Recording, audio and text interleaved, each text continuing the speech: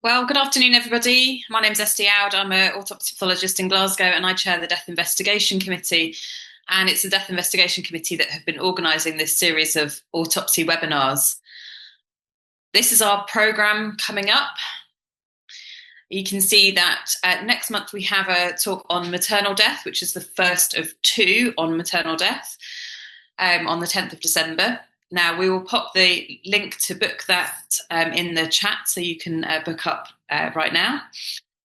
We also have videos from many of our previous webinars, and they're available on the Royal College of Pathologists website. And again, we'll pop the link to that in the chat. So welcome to today's webinar on diabetes in the heart. Today's webinar will run for approximately 1 hour. We'll have a presentation and then we'll have a Q&A session. And if you want to ask a question, please enter it in the Q&A function at the bottom of the screen. We will be recording this webinar and the video will be available on the college website at a later date. You can all self-credit 1 CPD point for attending this webinar. So I'm delighted to welcome our speaker for today, Martin Goddard, who describes himself as a reprieved surgeon who embraced pathology training and then trained in East Anglia. He was appointed as a consultant to the Royal Papworth Hospital in 1996, and he's still there nearly 30 years later. He's a cardiorespiratory pathologist and autopsy pathologist. He's served for 6 years on the board of the International Society of Heart and Lung Transplantation and is now on the Standards and Publications Oversight Committee. He's also the Royal College of Pathologists Advisor in Cardiac Pathology. He's Treasurer and Secretary of the UK Cardiac Pathology Network and a member of the Royal College of Pathologists Death Investigation Committee, which has included authoring autopsy guidelines and best practice recommendations. I'm delighted to welcome Martin to talk today about diabetes in the heart. Thank you very much.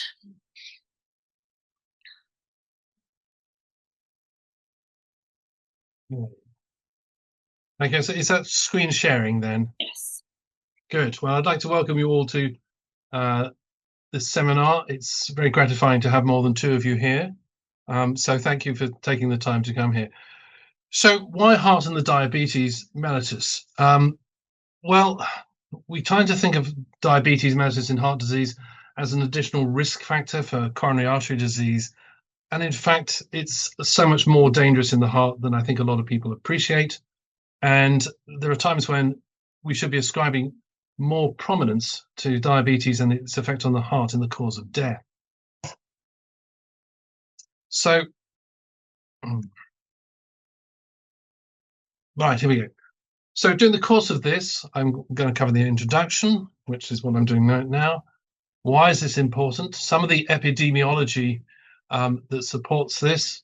What are the clinical correlations? What was happening in the heart disease clinically in the real world?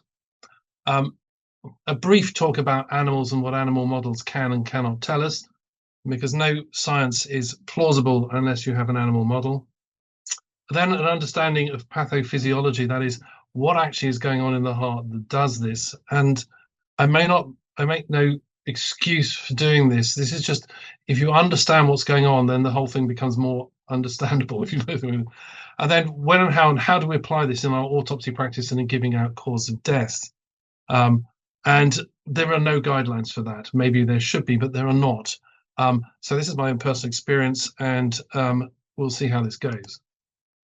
So let's just first of all focus on potentially causes of death and how we might address a case that would not be an unusual case in our autopsy practice for most of us who are doing routine autopsies, of a man of 72 who dies at home. He's got a history of hypertension, history of diabetes mellitus, and some mild heart failure.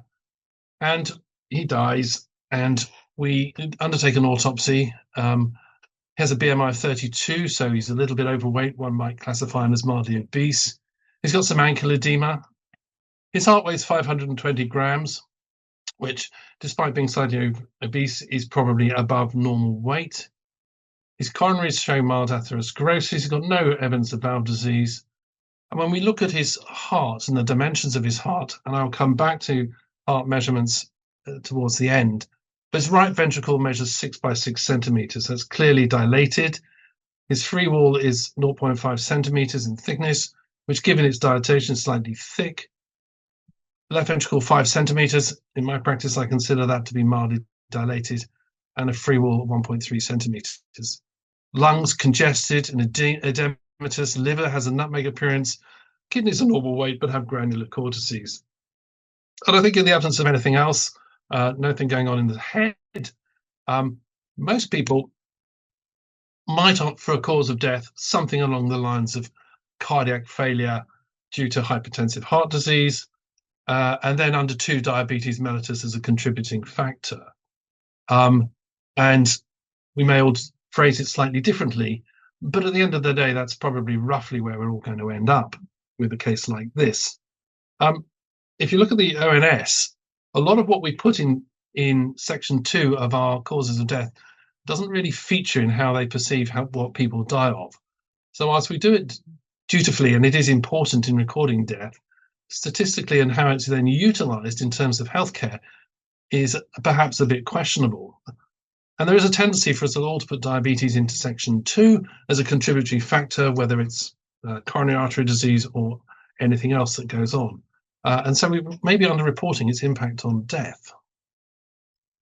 If we take it to another case, and here we see, this is obviously a bit of an artificial construct, but a man of 72 who dies at home.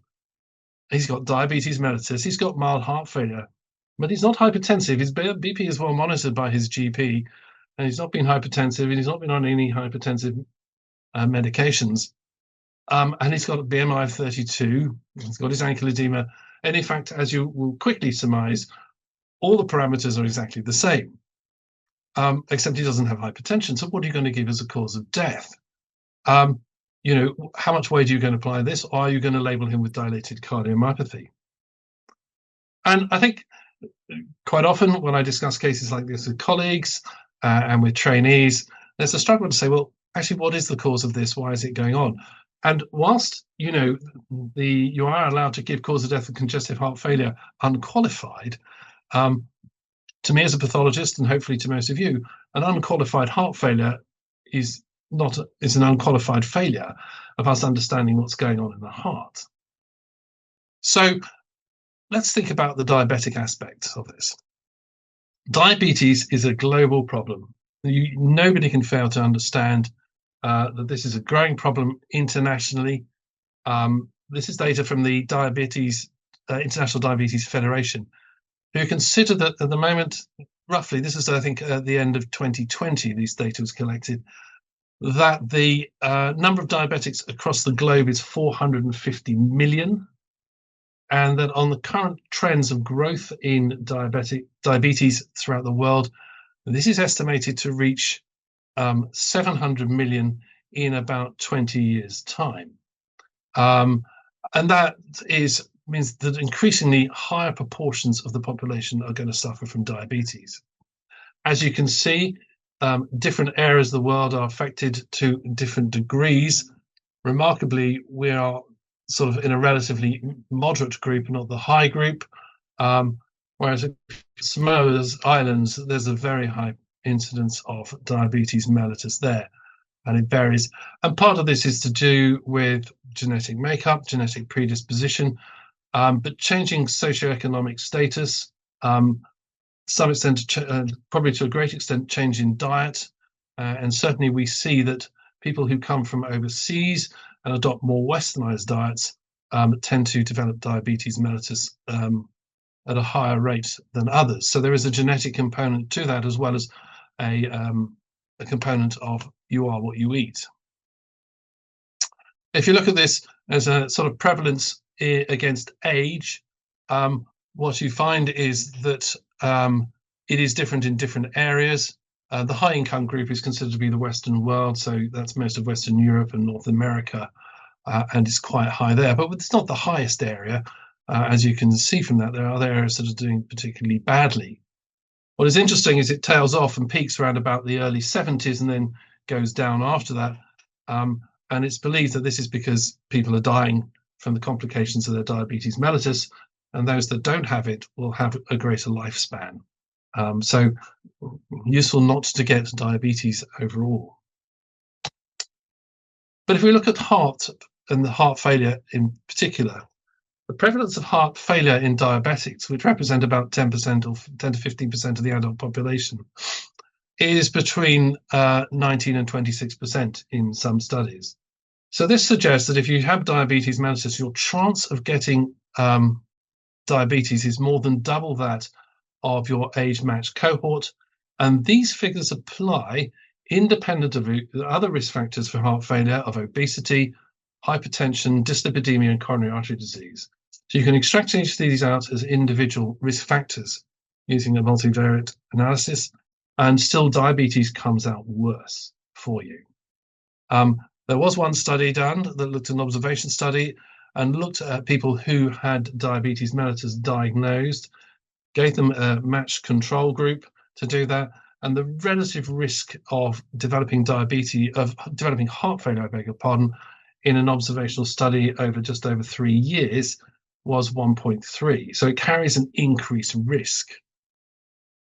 Obviously, there are always ongoing new medications for the treatment of heart failure, and many heart failure trials across North America and Europe in particular, which are very well controlled and very well done.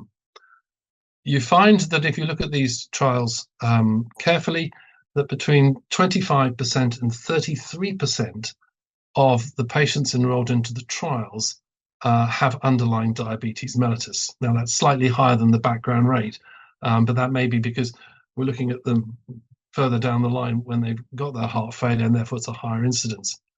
But what this allows you to do when you look at the trials and analyze the data in these trials is you have sufficient numbers to do subgroup analysis on those patients who are diabetic compared to the other group, who are then matched for their degree of heart failure and response to therapy and survival, etc., and all the usual outcome measures that are part of any good clinical trial.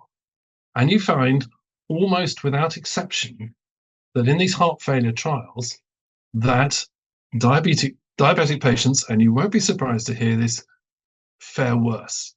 They have worse outcomes than matched controls within the same study than those who are non-diabetic. So their heart failure just behaves far more badly from it than we do. What about diabetic control? Well, we monitor diabetic control with HbA1c. So this is glycosylated hemoglobin, which is a usual measure of control. And you ideally want to keep people down into the 40s, 40 or so, to do that. And whether that is your type 1 or type 2, if your control is poor and your HbA1c is into the high 50s or 60s, and some patients run even higher than that, you get an increased risk of heart disease. And that's across the board, not just coronary atherosclerosis, but also just heart failure. And we also know that you reduce your risk if you keep your HbA1c down as well. So there is a correlation both upwards and downwards, the quality of your control of your diabetes and with your risk of developing heart failure. There isn't good data on progression of heart failure, but I suspect that you'd find that if they're poorly controlled, you'd have a poorer control of it. You'd have a worse heart failure sort of journey. But diabetes is not just about the heart. I might like to think it is, but it isn't. Clearly, there are other things that will then recognize as complications, and these are important. So it's associated with retinopathy, nephropathy, peripheral vascular disease, and diabetic feet, neuropathy, worse oral health, and of course, an increased risk of coronary artery disease. But a lot of these complications that arise relate to the damage that diabetes does to your microvasculature. And it seems to be that that's a sort of common pathway, or one of the common pathways by which diabetes affects your circulation. Hence, you get all these complications that arise. And that is important, because if you look at patients with diabetes who have complications of those, so whether they have a retinopathy or nephropathy or neuropathy, whatever it is, their risk of heart failure goes up. So if you have one or two complications of heart of diabetes, then you're more likely to have heart failure developing on the back of that. And again, these are all things that are probably related to severity and poor control of the disease, but it does give you a marker clinically that these patients are going to get into problems with their heart.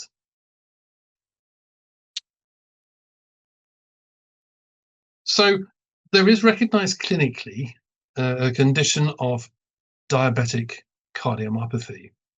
I get to review autopsy reports because that's sometimes what I'm asked to do. I cannot think of one I've ever reviewed that has given the cause of death of diabetic cardiomyopathy or diabetic heart disease. And it'd be interesting to know how many people who have actually attending this have actually used diabetic heart disease in part one of a cause of death. I know I have, but I'm a convert and I'm giving you this talk, so it's hardly surprising. I don't know how many other people have used this. There are significant complications of in the cardiovascular system and debilitating in terms of heart failure. And so we are seeing clinically an epidemic of diabetes induced through heart failure. There's no doubt clinically that it exists, even if we don't really recognize it pathologically. There's a whole number of pathways, some of which I will do, I will go through in terms of how they might work.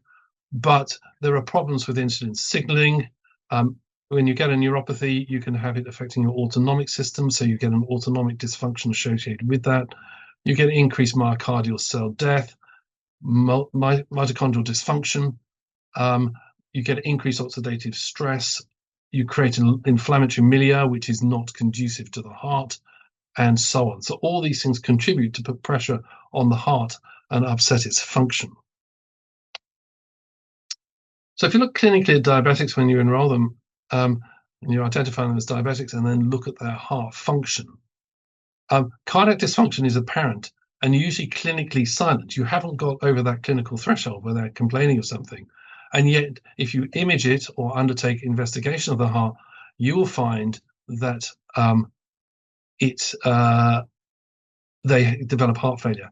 And probably on the diagram on the right-hand side here, it is not until you get to that division between mid and late, i.e. heart failure, becomes evident clinically that they trip into the clinical horizon. But there are changes in the heart that are apparent even prior to this.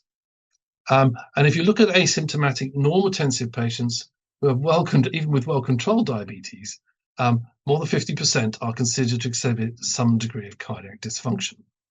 So whatever it is, the heart is getting clobbered by diabetes from a very early stage. And you then have a situation of poor control, and that will get accelerated. So the earliest changes that we see when you look at the parameters of this is you get left ventricular hypertrophy, and the heart gets bigger. But most importantly, you get reduced left ventricular compliance. So the wall becomes stiff, and you get patterns of perivascular and interstitial fibrosis associated with this. And these are just the same as you see in people with hypertension. It's the same, probably part of the same mechanism. It's probably related to myocardial cell death and probably to low-grade inflammation within the myocardium that arises as a component of just being diabetic. The consequence of that is you have impaired diastolic filling. The pathogenesis of this, again, insulin, in fact, we'll come on to in a bit. But impaired diastolic filling means that you are requiring increased pressure to fill your heart. To essentially get your heart to fill to the required value, you have an increased pressure. And that obviously will cause a back pressure through your circulatory system. And you can have people who have these normal-sized hypertrophied left ventricles that aren't dilated, who have mildly dilated left atria, but show signs of right ventricular failure because they've got a secondary pulmonary hypertension due to the back pressure through the heart. So often the signs of this diastolic failure, as we'll come back to, is actually changes in the right side of the heart. Imaging studies can be done. I put this in just to show that, The imagers now have some very pretty toys to play with that create some wonderful images, and you can now use these as functional imaging. I have the benefit in working in a highly specialized cardiac center, and some of these images are just quite extraordinary to do that. But you can show that diastolic dysfunction can be demonstrated by MRI long before you start to get clinically significant systolic dysfunction. So the filling goes first, and then after that, the pumping fraction begins to fail as well. And you get prolonged and delayed left ventricular filling and slower left ventricular relaxation, but usually you don't have concomitant impairments in left ventricular systolic function. That is to say, if you can get the heart to fill, it will empty quite satisfactorily. And whilst these are considered to be characteristic of diabetes-induced cardiomyopathy, in the setting of isolated diabetes, that is entirely true, but you see similar changes in hypertension and also in obesity. So those sort of parameters are not highly specific to diabetes, but it is what is seen. SPECT, which is single positive emission CT, which uses radioactive tracers, allows you to look even more carefully at things, and they have a parameter called global longitudinal strain, which actually looks at the stress in the myocardium and how much tension the wall is actually generating in the wall. And obviously, if you try to stretch a non-compliant ventricular wall, it becomes more tense, and you see more strain patterns within that. And this becomes a good marker of diastolic dysfunction in whatever underlying cardiac disease that you have. So the images can demonstrate quite clearly that even before any overt clinical manifestation of cardiovascular disease, you can show there are changes in heart function that show that the heart is already under pressure from this. And these are type of images that are generated, and these are the measurements of global longitudinal strain, which are within the wall of the myocardium, and showing how they change within that. You're not imagers, and you can't do this on a post-mortem basis, so I just put it in as a nice picture for now. When you look at animal models, of course, you can make animals diabetic, and you can demonstrate some of the pathways and mechanisms and some of the changes that go there. You can demonstrate myocyte hypertrophy. You can generate the generation of reactive oxygen species. You can show apoptosis. You can show myocardial dysfunction. And you can show a progression of asymptomatic cardiac remodeling where you get hypertrophy and a bit of dilatation, to when you get HFpEF, which is heart failure with preserved ejection fraction. So this is essentially when you've got the diastolic phase of cardiac failure, to then when you've got systolic dysfunction, which is when you get the dilated hearts that aren't beating, and you have sacrificed stroke volume for cardiac output. So essentially, you've got a big baggy heart. It still pumps out 70 mils a beat, but a much lower ejection fraction. You have much lower ejection fraction when you measure that as a marker of systolic function.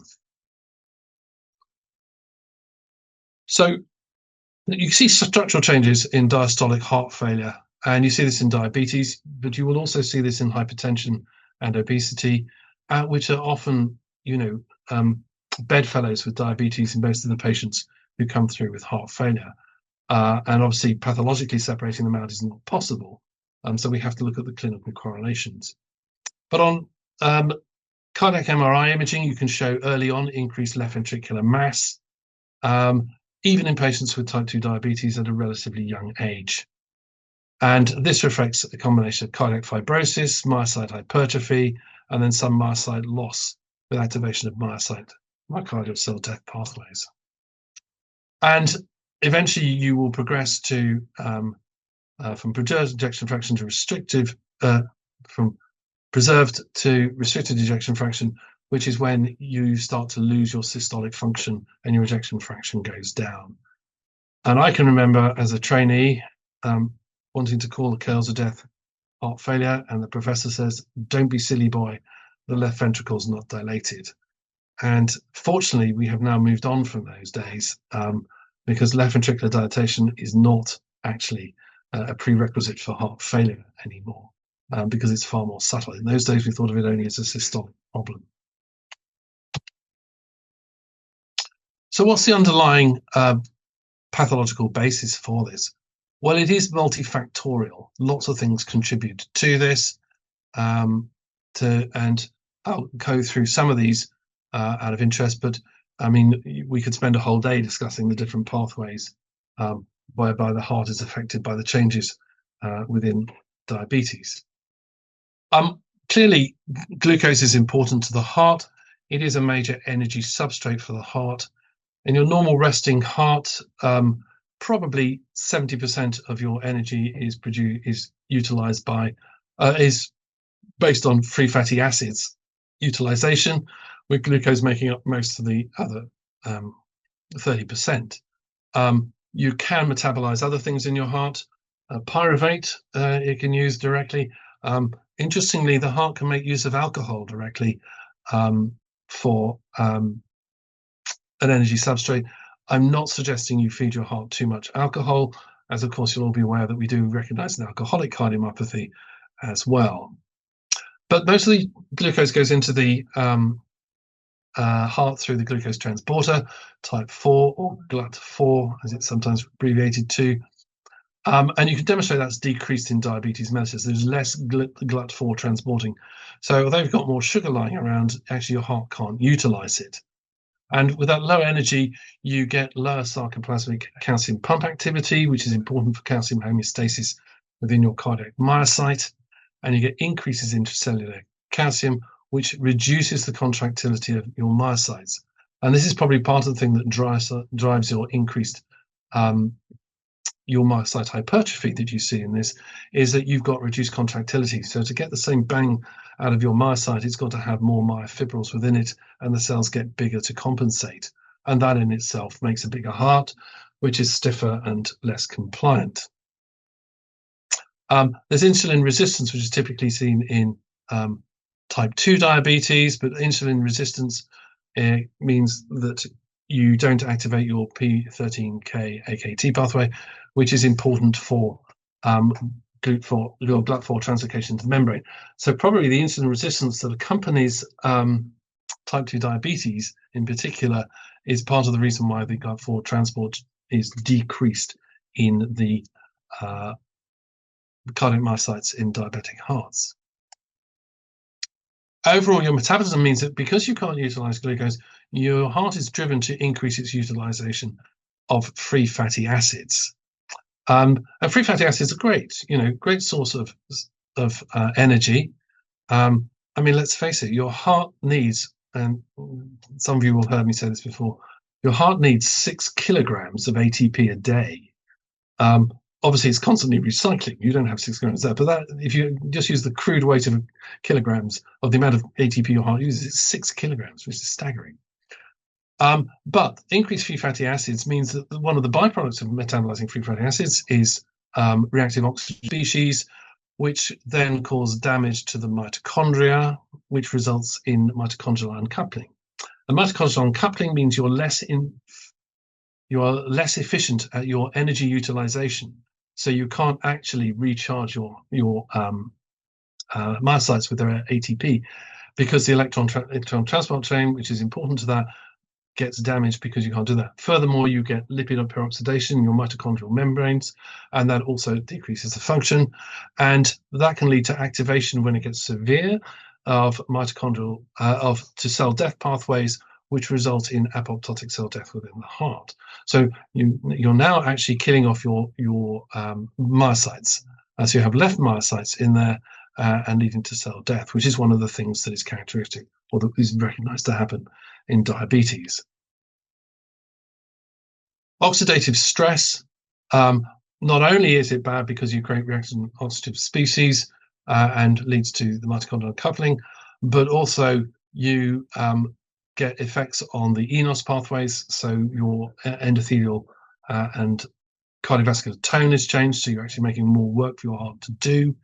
And it activates pro-inflammatory genes.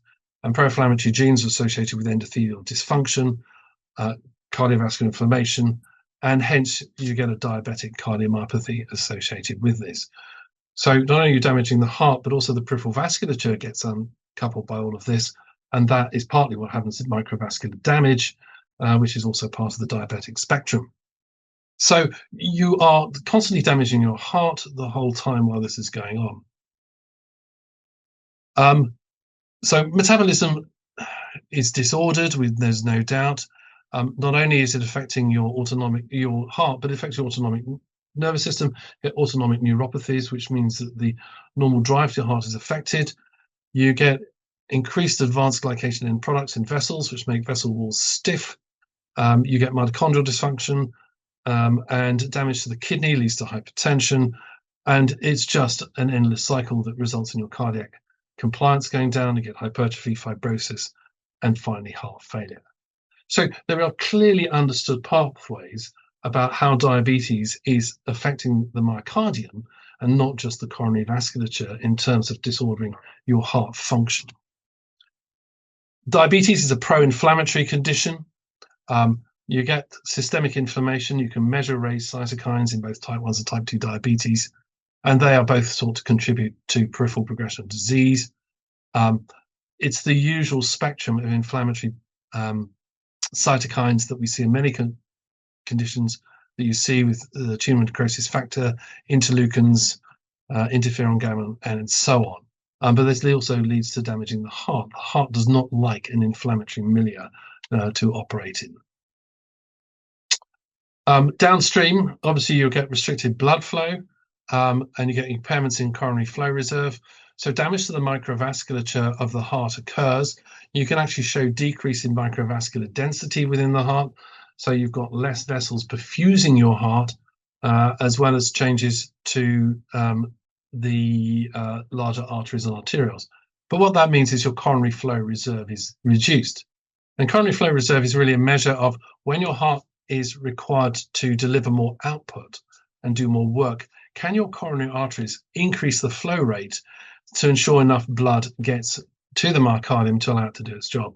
And coronary flow reserve comes out of the idea of critical stenosis and coronary artery disease at one end, but the same equally applies to small vessel disease as well, because you get increased thickness of arteriolar walls and coronary microvasculature rarefication.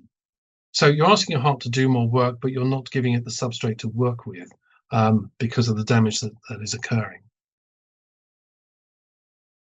So there are diseases of both the micro and macro circulation, but really it's the microcirculation that diabetes picks off in particular, as well as being a risk factor for increased atherosclerosis as well, and that compounds this as well. So the microcirculatory changes, I don't want to go into too much of, but are part and parcel of why the heart gets damaged.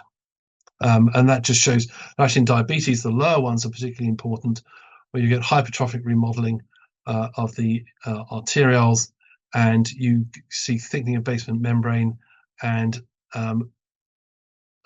thickening of the, particularly the basement membrane capillaries, so they have smaller lumina. So we put it all together. So you've got this condition of diabetes, your hyperglycemia, hyperinsulinemia, insulin resistance. This leads to impaired calcium homeostasis, increased use of free fatty acids. You've got change in metabolism, lipotoxicity, damage to the vessels, an inflammatory situation, and you end up with myocyte apoptosis, fibrosis, hypertrophy, initially diastolic dysfunction, and then ultimately systolic dysfunction. And of course, death at the end of the day. Now,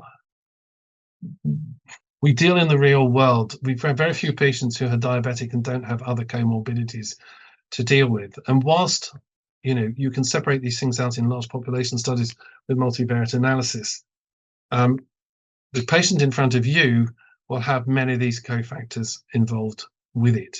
And it's not easy to separate them out. I mean, we are aware of a global epidemic of obesity, defined as a BMI greater than 30 with morbid obesity greater than 40. And of course, we recognize that there is an obesity-related cardiomyopathy as well. So just obesity alone puts a huge strain on your heart, and that's another talk altogether. But you've got to add that into the mix. We know that obesity is on the increase worldwide um, for multifactorial reasons, but these figures are taken from the WHO from 1975 to 2014, so that's about 30 years. And these figures are now well out of date. It's much higher than this now. But even that stage, the increase in obesity in men rose from 3.2 to 10.8% across the globe, and from women to 6.4 to 14.9%. It's now estimated that it's 25 to 30%, certainly in some countries, and in others higher than that. So yes, you're going to have your diabetic patient who's got diabetic heart disease, but they may have a degree of obesity-related disease as well. So I'm not asking you to separate these things out. And just to confound that, they'll be hypertensive as well. Diabetes is pro-inflammatory, so it does the same things. It causes sleep dyspnea or apnea, and therefore you can be hypertensive. You have increased cardiac output requirements, increased circulating blood volume and stroke volume, which increases the amount of work your heart has to do. You've got more fat around, and fat is not inert. It does require blood supply, but it also generates adipokines and cytokines and cause heart dysfunction.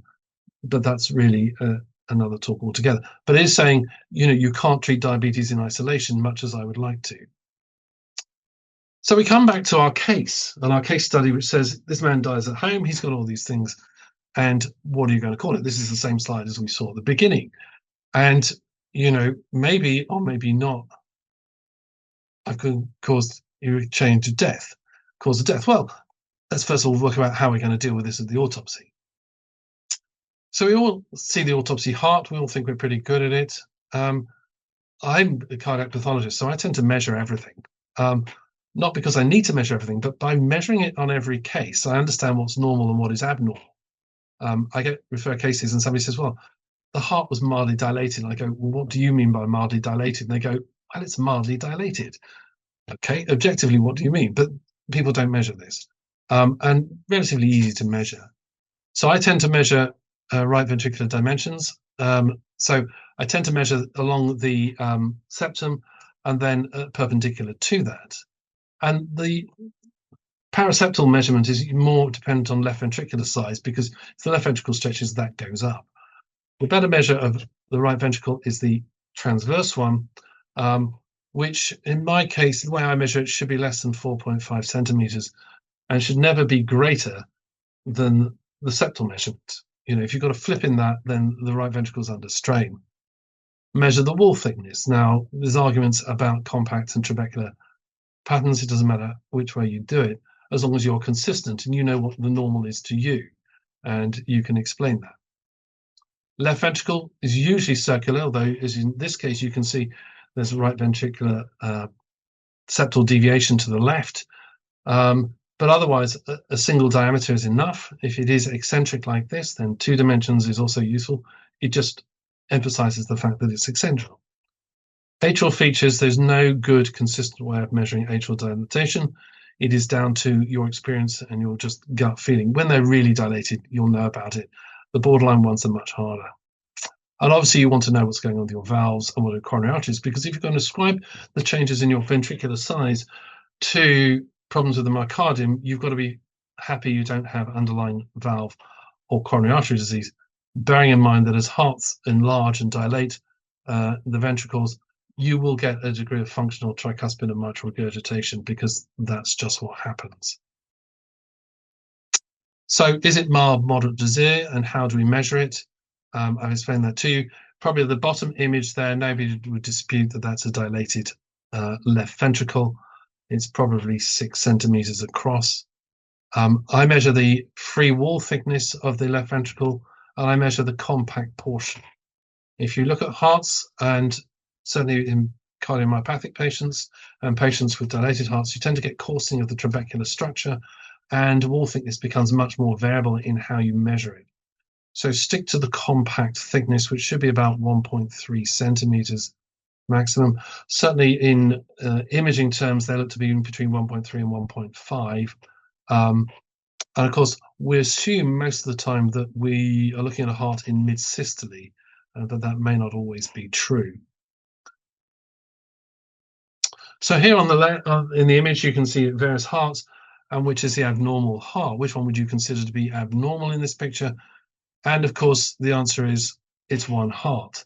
This is all images of the same heart, showing the variation you see.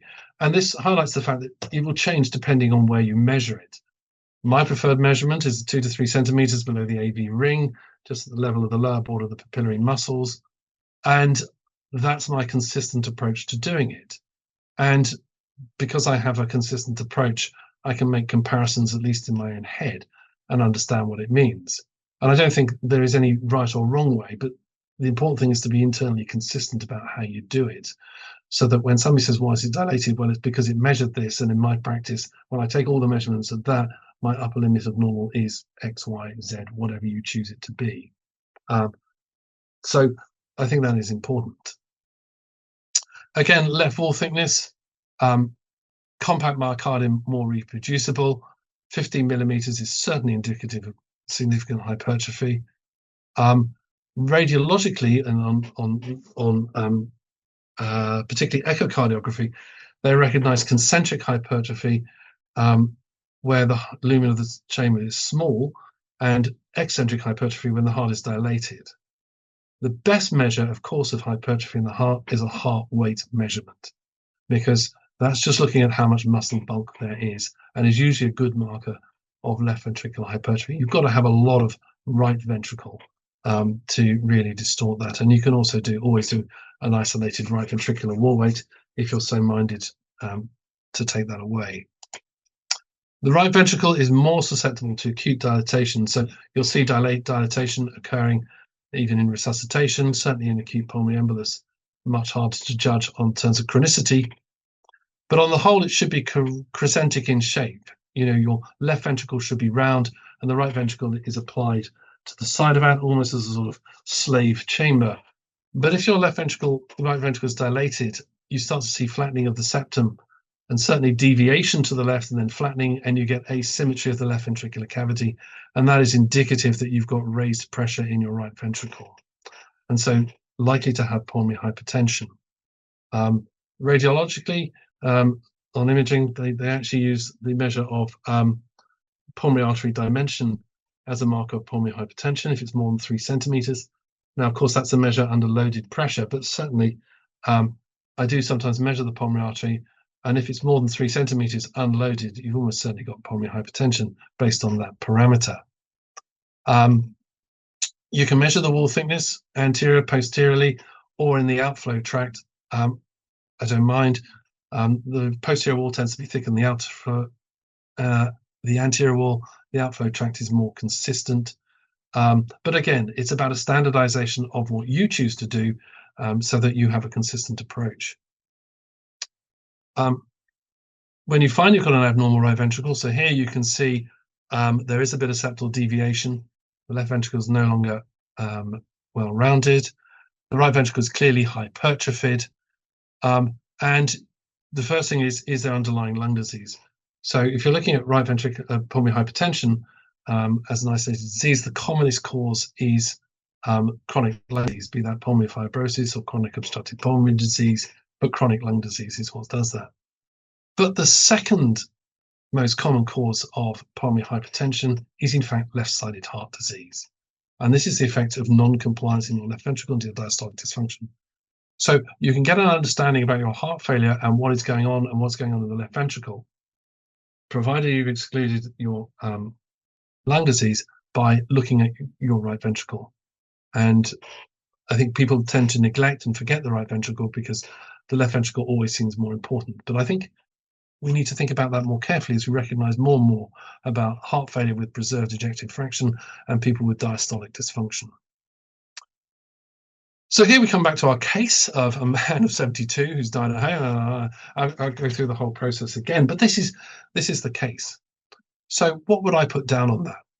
Well, I'd probably try and spell cardiac right and failure. It was probably late at night when I wrote this. But I'd say underlying diabetic heart disease. Now, you might want to say diabetic cardiomyopathy, but it probably is the diabetes that has done this. And we give our cause of death on balance of probabilities, not on any absolutes. So I think it's quite reasonable to do that. Certainly, in other conditions, I will use diabetic. I prefer diabetic heart disease to diabetic cardiomyopathy because it's more than just about the myocardium. So I tend to use diabetic heart disease, but again, that can come down to individual preference. Diabetic heart disease, yes. You might want to say diabetic and hypertensive heart disease if you think both have been a factor. But as I've already explained, the specific changes related to diabetic heart disease just aren't there, and many of our patients have multifactorial diseases. So I have to go back into the clinical record and look for things that say to me, well, this person was more at risk of having heart failure related to their diabetes. So the reasonable things that I put in, sorry, that just says you can use them additively, are evidence of 2 other organ systems with diabetes-related disease. This is getting towards the end of the writing. Okay. But if they've got evidence of nephropathy, retinopathy, neuropathy, or small vessel disease, so they've got kidney failure related to their diabetes, their toes have been chopped off, and then they're in heart failure, you're probably okay with that one. If they've got evidence of poor control, we've shown how much high-risk heart failure is in people with elevated HbA1cs. Again, you can look at those. Usefully, you can usually find a longitudinal record of HbA1c because they're usually monitored every 3 to 6 months and are present in patient and GP records and easily obtainable.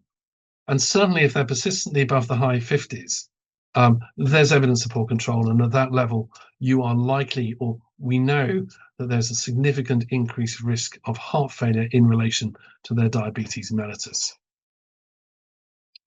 So what are you going to do when you don't know what to do with these cases? Well, you can call us. We're here to help you. So Esther and I are both part of the UK Cardiac Pathology Network. So we have a meeting in Sheffield in March, bit of self-advertising, which covers aspects of heart disease. It's quite heavily weighted towards autopsy practice, but it's also more relevant to cardiac pathologists as well. You can join online or you can attend in person. We'd love to see you in person. You can refer hearts to us. There's a network of people who will do this, or with good pictures and a good description and good micrographs, we look at this together as a group online and reach a consensus opinion, which we can then feed back to you. So you're getting the benefits of the collective sort of mindset of a number of different people, and we discuss it. And we have a subset within that forum for trainees where they can give their opinions and look at that, and 3 or 4 of us will then feed back what we think and why. So it's a safe, nurturing sort of environment for them. They're not going to get laughed at by the whole cardiac pathology community. And that's a way of getting people interested in heart disease and doing more and getting involved.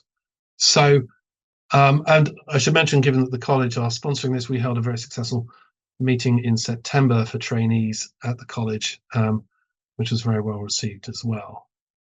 So there will be flyers. If you contact Esther or myself, we can let you know more about the UK Cardiac Pathology Network. As the Ghostbusters said, we're here to help. So thank you for your attendance. I'm happy to take questions, and perfect timing, even by my standards. And I've left 10 minutes for Q&A. So thank you again. I hope that has made sense. I certainly enjoy giving the talk, so thank you. Thank you very much, Martin. That was an excellent overview of all of the really bad things that diabetes does to the heart. So thank you. I have to admit I'm a convert. Of course, I lap up every word that you say. I have to say that. And I've started using diabetic heart disease as a cause of death, either as a combined thing with other factors, as you said, or I have actually used it as the only cause of cardiac failure. So that's 2 of us now. Hopefully we've convinced a few more people today. I think so, but again, as I said, if you're in doubt or wanted to discuss it, drop us a line. We'll pick up and phone you, or we can phone and speak to you and just say, what have you got, and advise. But I think, if in all of this, so I was also involved in writing a men's health program that went to the government on behalf of the college, and we put into that men's cardiac health.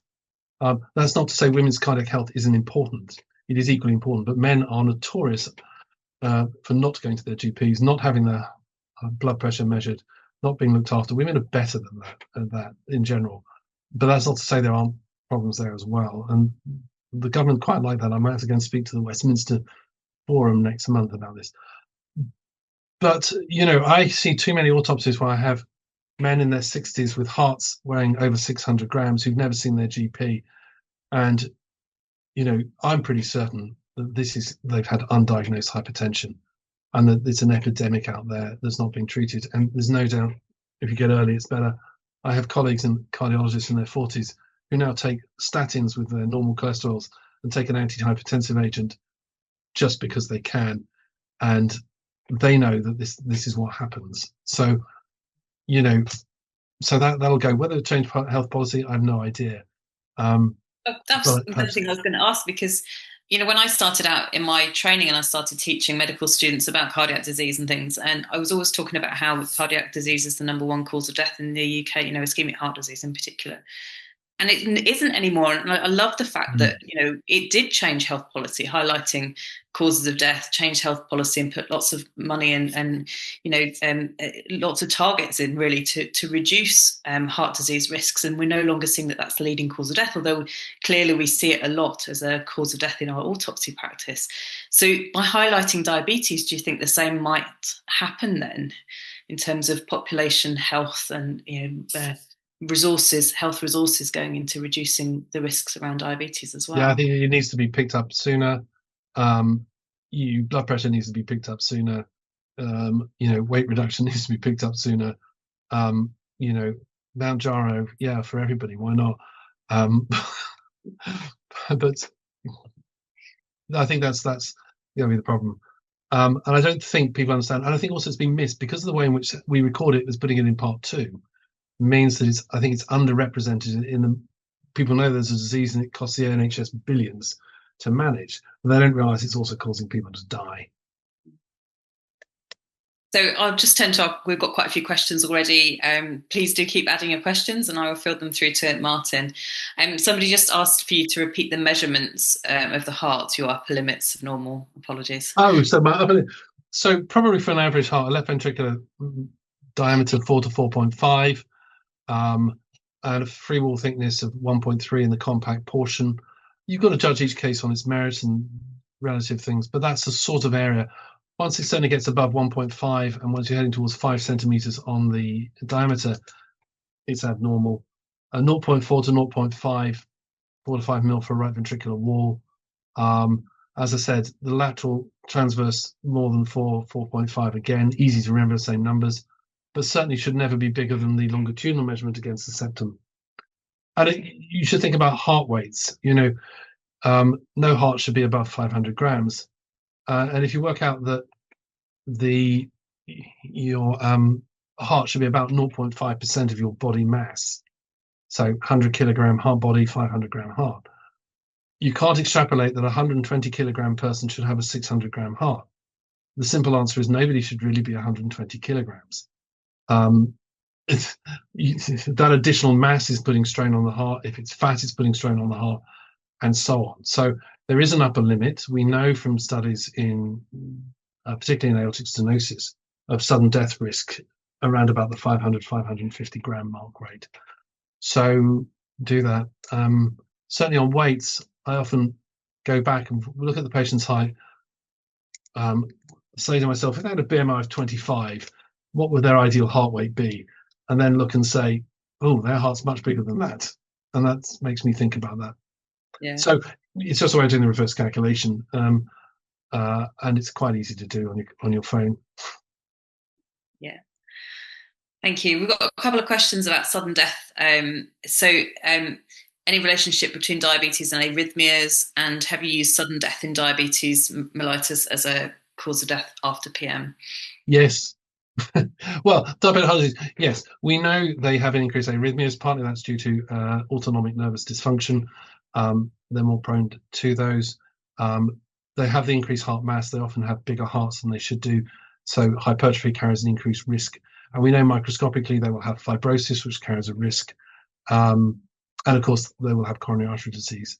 So yes, I think diabetic heart disease as a cause of sudden death is entirely acceptable. I mean, I think it's a bit like being too smart in the maths exam. Don't just write the answer. Make sure you show you're working out as to why you've come to that conclusion in your narrative. And would you ever write up a case as diabetic heart disease after your initial PM in the PM room, or would you always advise doing full histology, treating it more like a diagnosis of exclusion? I tend to do histology on it to make sure there isn't something else I'm missing in the myocardium. So yeah, I tend to take blocks of myocardium. If they don't have, usually I'm doing toxicology because I want to rule out a diabetic ketoacidosis as a cause of death. So they're usually having toxicology. You can ask them to do an HbA1c at the same time to do that, but usually they've got a good HbA1. It's more the longitudinal record of their HbA1c rather than what was it at the time of death. So that's much more useful information, is to extract that from the medical record. Someone's pointing out that in their practice, excess alcohol use is common. So have you ever used diabetes, obesity, and chronic alcohol use all in one B? Assuming you're no, I haven't. I have used alcoholic cardiomyopathy. I have used the phrase alcohol-related heart and liver disease in a combined form. And again, the criteria are the dilated heart with evidence of heart failure, and then either the big fatty liver or the cirrhosis. We know both of those can do that. But if I think there is significant disease in addition to that, yeah, I think each case you can match. At one point, you can put hypertension, alcohol, diabetes, obesity all down. Alcohol is interesting. If you look at cardiomyopathy, dilated cardiomyopathy in northern Finland, where they seem to have a particular problem with vodka, it's estimated that 40% of dilated cardiomyopathy is alcohol induced. So in this country, depending who you talk to, it's estimated of those dilated cardiomyopathies, it's probably 5 to 10%. The trouble is, people go happily drinking away and nobody's doing their echocardiograms on a regular basis to know what they're doing with it. So I don't think we really know the prevalence, but there have been some quite good studies in Finland in particular, where it is a serious problem. It's sitting in their igloos at night, I think. Somebody is asking, would you put the cause of death as diabetic heart disease if you're not sure all those unknown medical illnesses of the deceased? I think you've got to have a diagnosis of diabetes in order to be able to give that. Well, yeah, I would do. Yes, I want diabetes. It's got to be present for some time, like 10 years. And then the caveats of, other diabetic complications and poor control or poor control, for me to ascribe that to it. Because obviously the change in the heart can be due to other things. But I think if you've got that other evidence, from the epidemiological evidence we know, those are the patients who get clinically a dilated cardiomyopathy, a diabetic cardiomyopathy. Quick question about what's the best sample to take to test for DKA? Peripheral blood. Blood for your keto, for your keto. Yeah. And don't forget to take vitreous for your glucose if they're diabetic. Bearing in mind that, it's little value if they've been dead more than 72 hours. I mean, if it's very high after 72 hours, you're home and dry. If it's low, it doesn't really tell you much. And then an observation really informed by more clinical discussions. It feels like cardiologists don't use the term diabetic cardiomyopathy much anymore either, because they're presumably managing heart failure in clinic, managing the pump function. And then the diabetologists are managing the diabetes. And a reflection that clinical practitioners and medical examiners seem to consider diabetes more frequently in the cause of death than some pathologists. That may well be true. Obviously, the medical examiners who are using diabetes more often are the ones that don't come to autopsies. I wouldn't necessarily get to see that. But that's an interesting observation. As a final question, which I'm not sure is quite about diabetes, but more broadly about autopsy practice, when do you use multi-organ failure as a mode of death purely on autopsy findings? Most patients who die of multi-organ failure die in hospital and have clear clinical evidence of, it's that patient who's got the balloon pump in, who's got the vas cath for renal dialysis, who's ventilated. So I tend to use multi-organ failure really only on hospital deaths which come forward for autopsy, because I've got clear clinical evidence of failure in all the organ systems. I don't tend to use it on community deaths because people don't die of multi-organ failure in the community, really. If they do, something's gone wrong, seriously wrong with their care. Finally, we're just slightly over time, but somebody's just asking about clarifying the specific features that you see in diabetic heart disease, given that they're so similar to those you see in hypertensive heart disease. I think you basically described the histology findings as being essentially the same sorts of features that you see in hypertensive perivascular and a bit of interstitial fibrosis, myocyte hypertrophy. Really, you can see thickening of intramyocardial vessels. You've got to look at a lot of intramyocardial vessels to be able to discriminate that. You can look for microvascular rarefication. You can look for basement membrane thickening if you really want to. I don't really. The histology is there to make sure you're not missing a myocarditis, some other form of cardiomyopathy that may be relevant. So it's more to exclude things rather than to confirm it. Well, thank you very much. Thank you to all of you for attending today and for all of your questions. And thank you to Martin for attending to all of those questions. This video will be available shortly as well for you to review. And we look forward to welcoming you to our next webinar next month. Thank you very much. Thank you all for attending.